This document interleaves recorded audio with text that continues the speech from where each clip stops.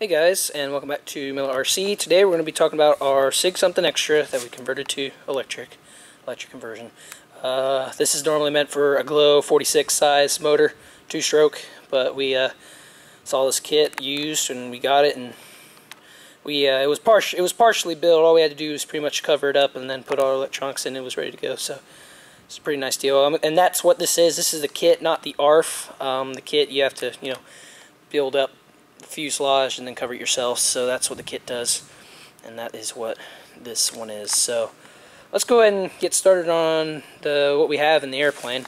So first up front, this is an APC 12x8 prop, and a pretty conventional prop, electric.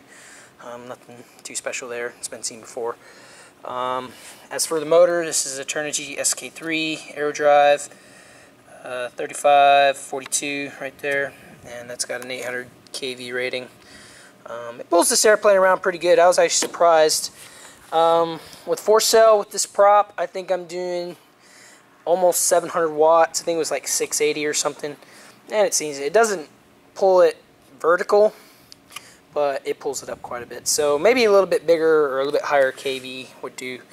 And if you guys are going to make this an electric plane, definitely be careful on your motor choice, because a 12.8 is about as big as a prop you can get on this.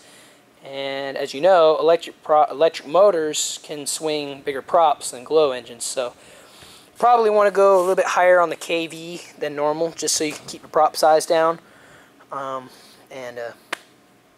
That's what I recommend, because I think we did have a 13-inch prop on here, and that thing was not practical. It was just striking the ground too much. So I'd say a 12-inch prop is the max you can go on the size, because that landing gear, obviously, it sits very low.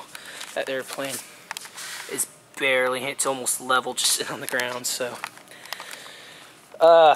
pretty conventional mounting system. It's just a standoff. It's kind of like a gas motor.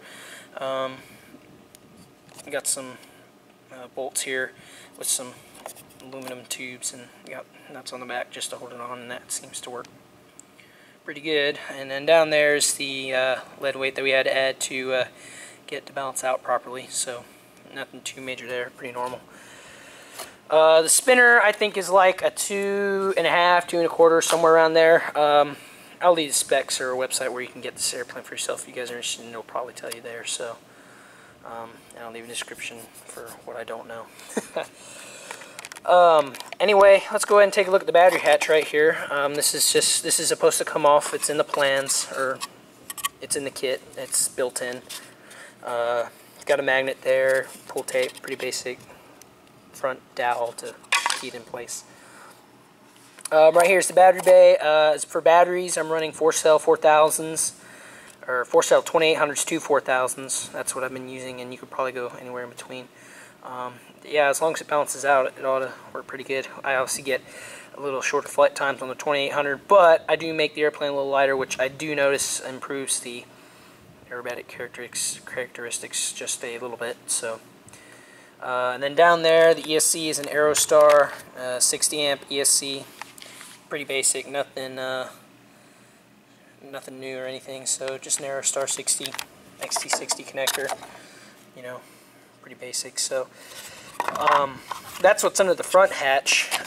This back canopy part, you see that nylon bolt there holds this canopy on. So let me go ahead and get that nylon bolt unscrewed, and I'll show you the rest of the electronics.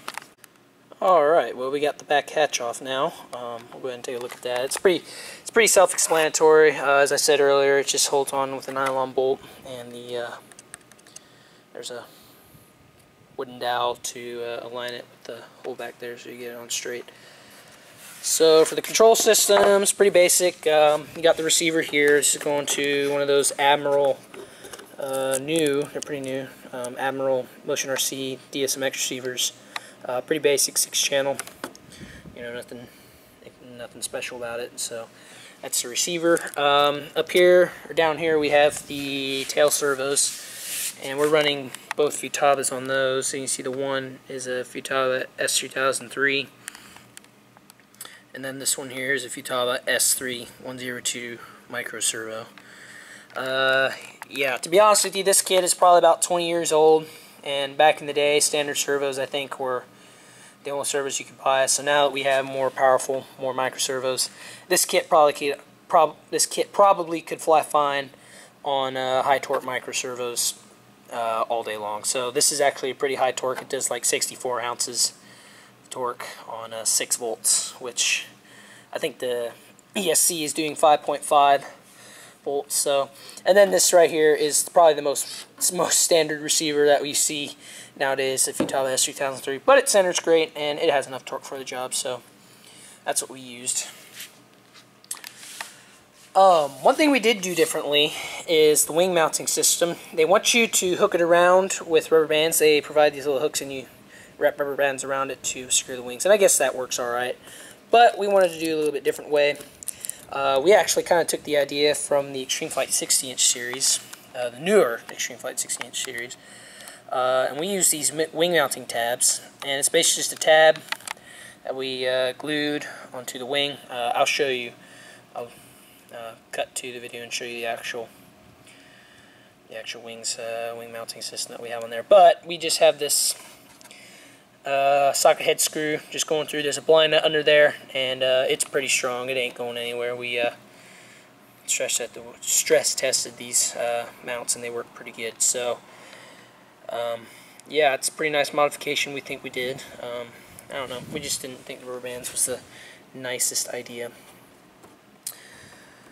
Alright, so yeah, let me go ahead and pull off the wing and I'll show you closer detail the mounting tabs.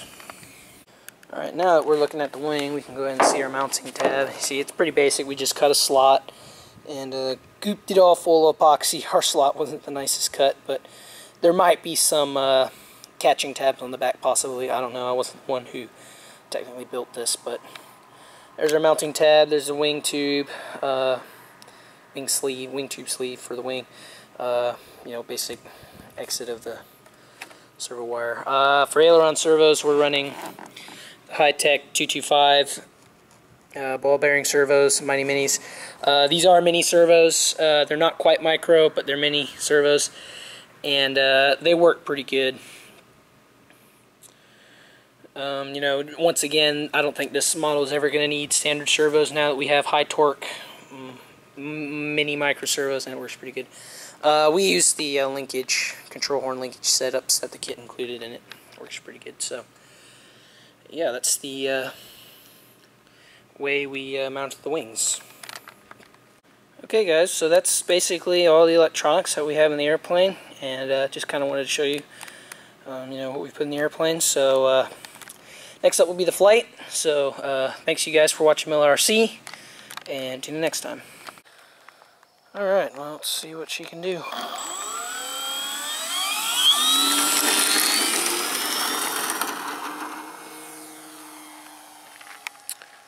So, the story on this thing is we bought it partially built. Taking a weekend trip, and we bought it in Dallas-Fort Worth area, but it was really well built when we bought it. All the wings and stuff, all the wings, fuselage, tail were all put together. We basically just had to put the covering on it because this is not the ARF, this is the kit version. There's an ARF and a kit version, and this is a kit, so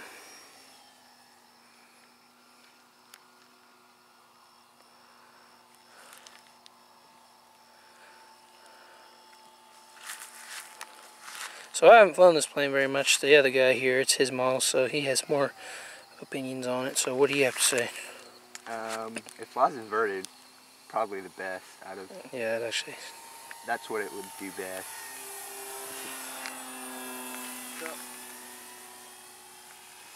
Just really easy to cruise inverted. It actually flies better inverted than my Extreme Flight ARF. Yeah.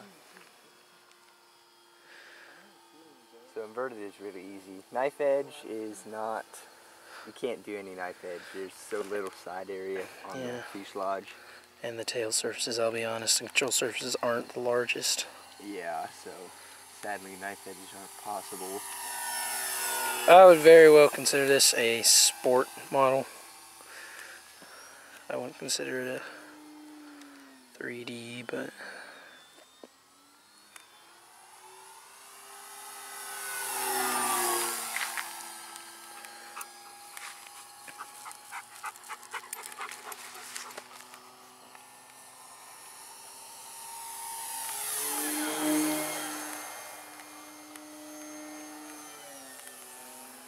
Oh, pretty cool.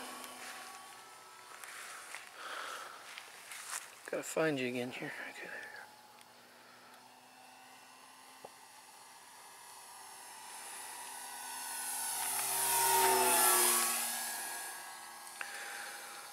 So the specs on the motors and power setup, if you guys are wondering, we're running about, what was it, upwards to 700 watts, I think. Yeah, I think it's like. I think the perfect combination for this would be maybe a little over 700 watts. 720, I think. No, you're running the smaller prop now. You're running the 12.8 like I had on it before. We were originally swinging this motor on a 13, and it was way too much prop for it. Which we got out of it. We got a little bit more power out of it, but we found the 12.8 for giving us max efficiency was pretty good. And it gives us enough power. As you can see, he's able to do a nice loop there.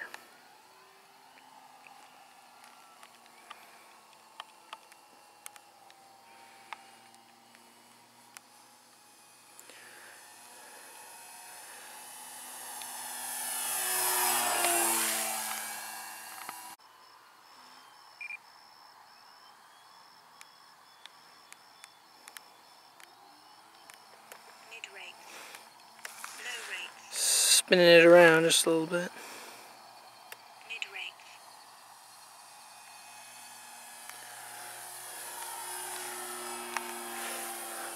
The most sensitive and most, the control surface that has the most authority would probably be the ailerons.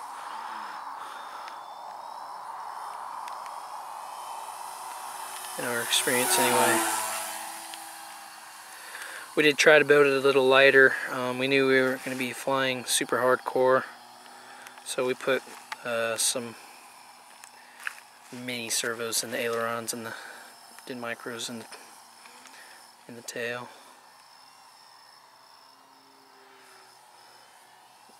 Micro servos.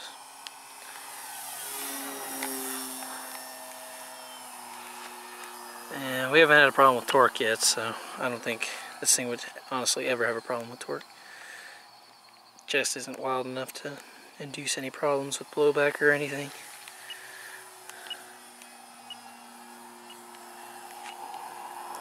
Do inverted spin. I think it does better upright, but maybe not. Did pretty good inverted last time I flew it. I mean, for what it is. I mean, I would say that's pretty terrible, but.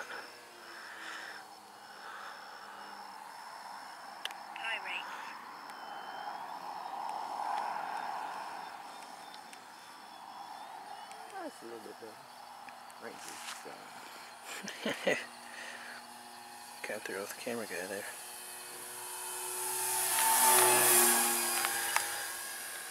Alright, well, I'm running a little out of battery on the camera, so I'm going to cut to the landing. Alright, well, he's coming for a landing.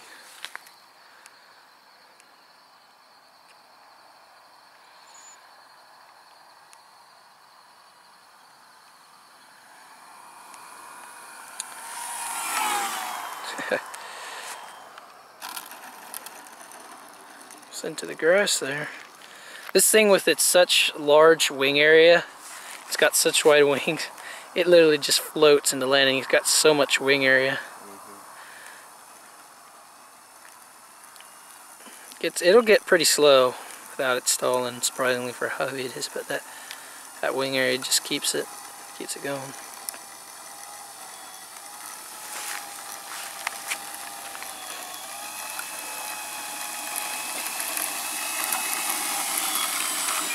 Alright, yeah, so there is our Sig Somethin Extra kit version, electric conversion. Yeah, so I'd say it works pretty good. My only advice to you is maybe this big spinner here kind of blocks the airflow from the motor. I just recommend that you maybe try to put some air scoops or something in there. Keep the motor a little cooler or something. But, I mean, if you have a powerful enough motor, it doesn't take much power. It'll, you know, hold around and without getting warm like this one does. We're kind of stretching the motor out with props and what we can do with it, trying to get the most power out of it that we can. But anyway, yeah, that's the Sig Somethin Extra Electric conversion. So thanks for watching Miller RC, and see you guys next time.